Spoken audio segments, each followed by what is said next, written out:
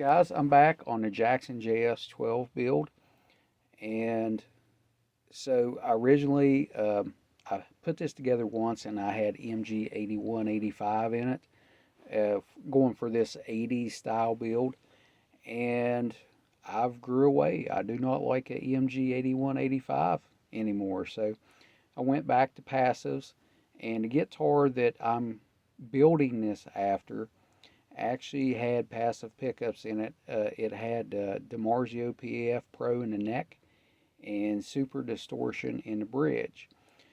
So I put the PAF Pro in the bridge, and I actually done a DiMarzio Evo 2 in the bridge. Uh, I feel like, so I'm going to try to do some down tuning with this guitar, and I feel like um, the regular Evolution or the Super Distortion is going to have a little bit too much bass. So here's what I've done on electronics. If I can catch it here, I've got Bourne's pots, 022 orange drop capacitor, and I changed all the wiring in here except for the bridge ground, pure tone jack. And here's another pro trick, guys. So when you have a tremolo, you're going to want to put a piece of foam under the springs, because you can have ring outs from those springs in recordings, just like you have ring outs from your strings on your upper fretboard. So I'm going to get these covers back on it, and we're going to do the paint job reveal on this thing, so you can see which custom shop Jackson guitar I cloned. I'll be right back. Alright guys, so what I done on this guitar was I done an overlay on existing paint and created a design. And I actually, the way I done this is after I taped up the design, I sanded in between. And I done, so the body's gloss. So the design, I done it in a satin with a satin clear.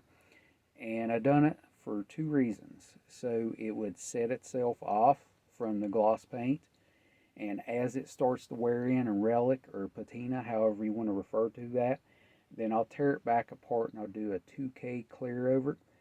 So is everybody ready to see the design?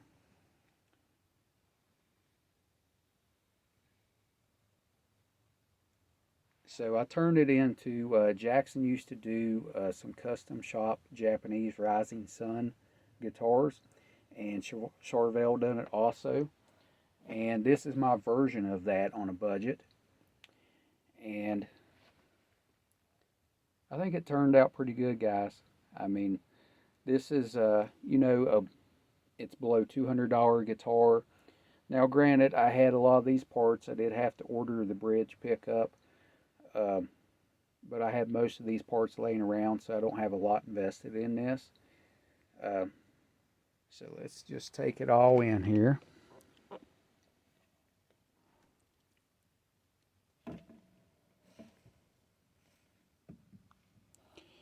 And it's not perfect, I mean, but it is a budget job, and it will, like I said, relic, and then I'll 2K clear it.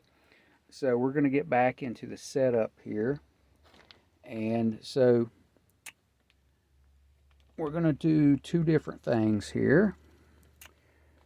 I'm going to go ahead and put the 6th string on, and I'm going to show you a trick on this where I'm going to C standard on this guitar. Some of these nuts are going to have to be opened up just a little bit here, your slots. You're not dropping to death, you're just dropping, or you're just widening it out so the string fits in there correctly. So you can go to StewMac and you can buy a nut file or whatever you need to do. For me, I have some of these laying around in the shop. It's just a regular file.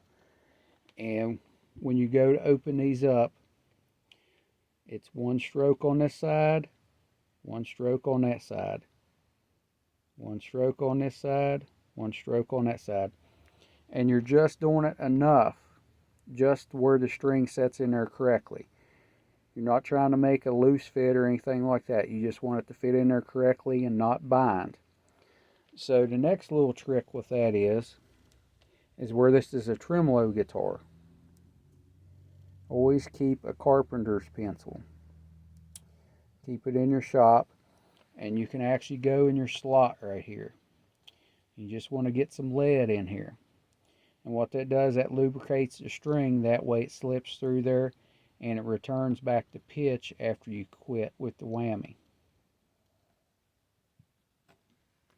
So I'll get the 6th string on here, and then we'll go on to the next order of business here.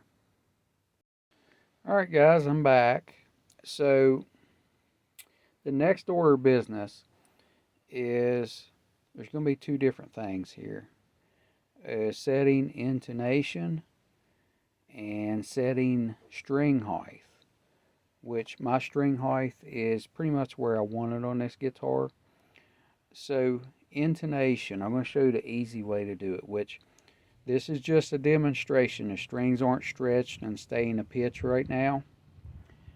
So whatever tuning you get to. So we're going to go to C right here on the tuner. Okay. Then you go to your 12th fret. You pluck it again. Let's look at it again here.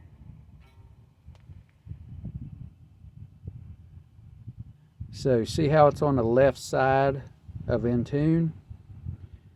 You're going to take your saddle to the left side. Actually, let me show you. I'll move the guitar down here. So whichever side of in tune this is on, if it's on the left side or the right side. If it's on the left side, your saddle goes to the left. If it's on the right side, it goes to the right. Now you only want to do this with new strings or fairly new strings.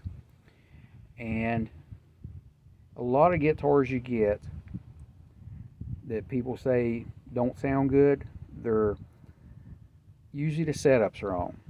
Usually the truss rod's not good, the string height is not good, the intonation's not good. So after we go through and we get this guitar intonated, the next order of things is pickup height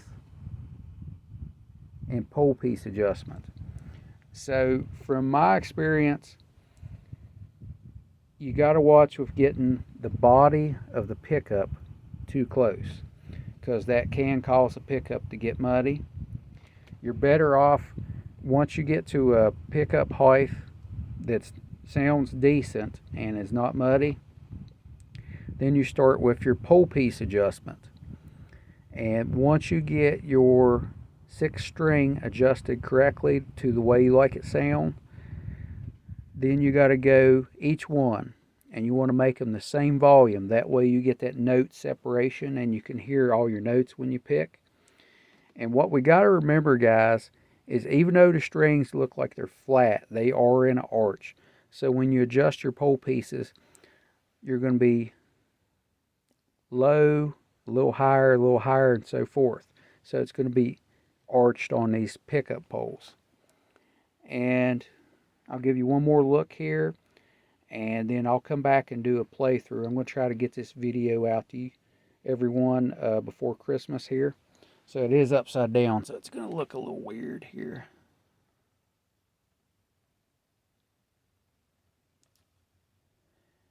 And I hope you all enjoy this, and thank you all for watching. Like, share, and subscribe.